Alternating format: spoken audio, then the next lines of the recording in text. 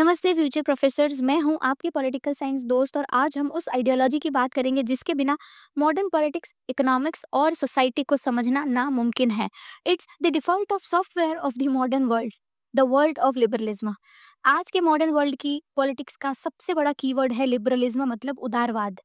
America से लेकर India तक हर देश के कॉन्स्टिट्यूशन, लॉज और पॉलिसीज पर इसका असर दिखता है। लेकिन इसका असल मतलब क्या है? क्या ये सिर्फ एक पॉलिटिकल पार्टी का नाम है या एक कॉम्प्लेक्स फिलॉसफी है?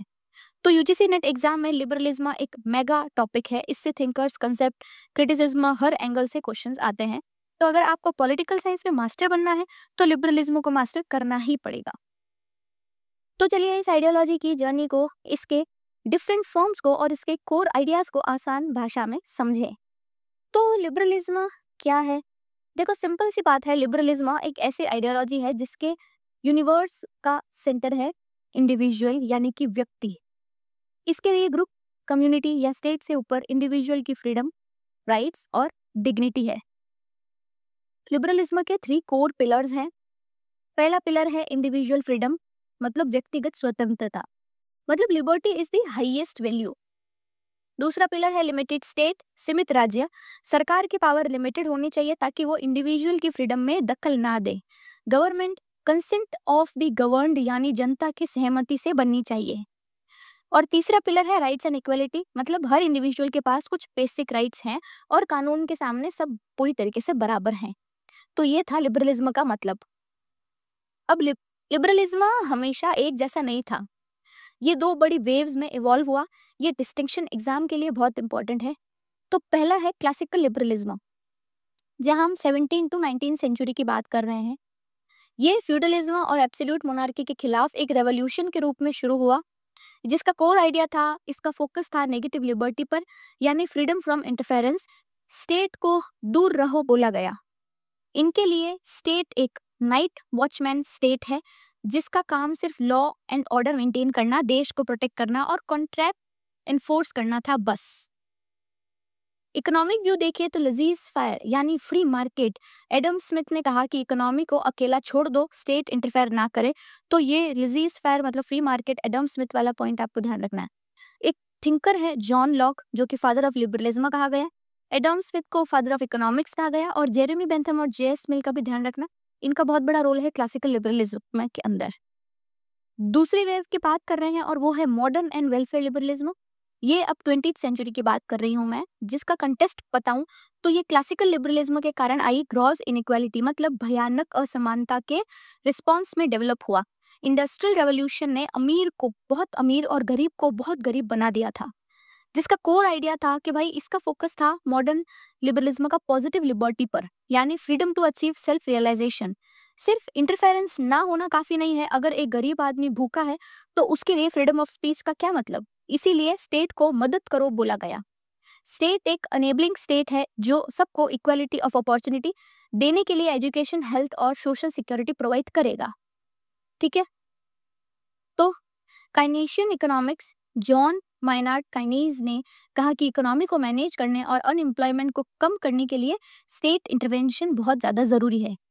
मॉडर्न लिबरलिज्म के थिंकर्स को ध्यान रखना, जिसमें टी.एच. ग्रीन थे, एल.टी. हॉब्साउस थे, जॉन माइनार्ड काइनीज इंपॉर्टेंट थे और सबसे इंपॉर्टेंट थे जॉन रॉल्स। ये बहुत ज़्यादा इंपॉर्टेंट थे। अब कुछ की प्रिंसिपल्स ऑफ लिबरलिज्म बताती हूँ। की प्रिंसिपल पहला है इंडिविजुअलिज्म, मतलब इंडिविजुअल इज सुप्रीम। दूसरा है लिबर्टी एंड राइट्स, मतलब फ्रीडम सबसे ऊपर है, हर व्यक्ति के पास नेचुरल ह्यूमन राइट्स हैं। तीसरा है रूल ऑफ लॉ, मतलब कानून का शासन, कोई भी कानून से ऊपर नहीं, सरकार भी नहीं। चौथा है डेमोक्रेसी एंड रिप्रेजेंटेशन, मतलब सरकार जनता की सहमति से चलनी चाहिए। और लास्ट है टॉलरेंस एंड प्लूरिज्म, अलग अलग विचारों, धर्मों और लाइफस्टाइल को सहन करने और उनका सम्मान करने की वैल्यू। तो आई होप यहाँ तक आपको सब चीजें क्लियर हो गई होगी। नेक्स्ट टॉपिक है डिबेट्स एंड क्रिटिसिज्म। देखो, लिबरलिज्म को हर तरफ से चैलेंज किया गया है।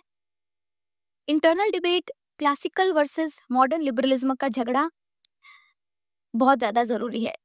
क्लासिकल लिबरल्स ये कहते हैं कि वेलफेयर स्टेट लोगों को लेजी बनाता है और फ्रीडम छीनता है। मॉडर्न लिबरल्स कहते हैं कि बिना वेलफेयर के फ्रीडम सिर्फ अमीर लोगों के लिए ही है। ठीक है। अब ये तो थी इंटरनल डिबेट। अब एक्सटर्नल क्रिटिसिज्म पढ़ो। जिसमें मार्क्सिस्ट थे। मार्क्सिस्ट कहते हैं लिबरलिज्म कैपिटलिस्ट क्लास की आइडियोलॉजी है, इसकी फ्रीडम और राइट्स की बातें झूठी हैं जो इकोनॉमिक एक्सप्लॉयटेशन को छुपाती है। फिर कंजर्वेटिव्स क्या कहते हैं? कंजर्वेटिव्स कहते हैं कि लिबरलिज्म का हद से ज्यादा इंडिविजुअलिज्म सोसाइटी के ट्रेडिशनल वैल्यूज, फैमिलीज और अथॉरिटी को कमजोर करता है। फेमिनिस्ट भी थे। फेमिनिस्ट कहते हैं कि लिबरलिज्म ने हमेशा पब्लिक स्पेयर मतलब पॉलिटिकल और इकोनॉमिक की बात की और प्राइवेट स्पेयर घर फैमिली को इग्नोर किया, जहां महिलाओं का एक्सप्लॉयटेशन रोज होता है। अब कम्युनिटेरियंस क्या कहते थे? कम्युनिटेरियंस कहते थे कि लिबरलिज्म एक एब्स्ट्रैक्ट इंडिविजुअल की बात करता है, जबकि सच ये है कि हमारी आइडेंटिटी हमारी कम्युनिटी से ही बनती है। तो इंटरनल डिबेट और फिर मैंने आपको क्रिटिसिज्म बताया, तो ये क्रिटिस आप ध्यान रखना। इंडियन कंटेस्ट की बात करें तो इंडिया पर लिबरलिज्म का बहुत गहरा असर है। हमारे कॉन्स्टिट्यूशन का part 3 fundamental rights, freedom of speech, right to equality, right to life, ये सब कोर लिबरल वैल्यूज हैं। हमारा पार्लियामेंट्री डेमोक्रेसी का स्ट्रक्चर लिबरल प्रिंसिपल पर बेस्ड है और 1991 के इकोनॉमिक रिफॉर्म मतलब एलपीजी, लिबरलाइजेशन, प्राइवेटाइजेशन, ग्लोबलाइजेशन मतलब एलपीजी, इंडिया का क्लासिकल लिबरल इकोनॉमिक पॉलिसीज की तरफ एक बड़ा शिफ्ट था। अब लिबरलिज्म से क्वेश्चन कॉम्प्लेक्स हो सकते हैं, इसीलिए इस कंसेप्ट की क्लैरिटी बहुत ज्यादा जरूरी है। तो लिबरलिज्म के 3 कोर कीवर्ड्स आपको ध्यान रखने हैं, individual, freedom and limited state, और इसके 2 टाइप्स को आपको याद रखना है।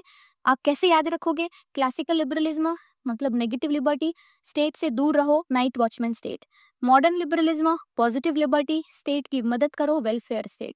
यूजीसी नेट में थिंकर को उनकी आइडियोलॉजी से मैच करने के लिए जरूर क्वेश्चन आता है। जॉन लॉक, जेएस मिल, जॉन रॉल्स, इन 3 थिंकर को अच्छे से पढ़ लीजिए, इनके बिना लिबरलिज्म का टॉपिक बिल्कुल अधूरा है।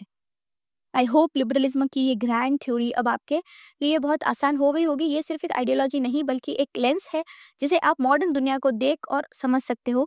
कोई भी डाउट हो तो कमेंट्स में पूछना जरूर, और मिलते हैं अगले लेक्चर में। जय हिंद।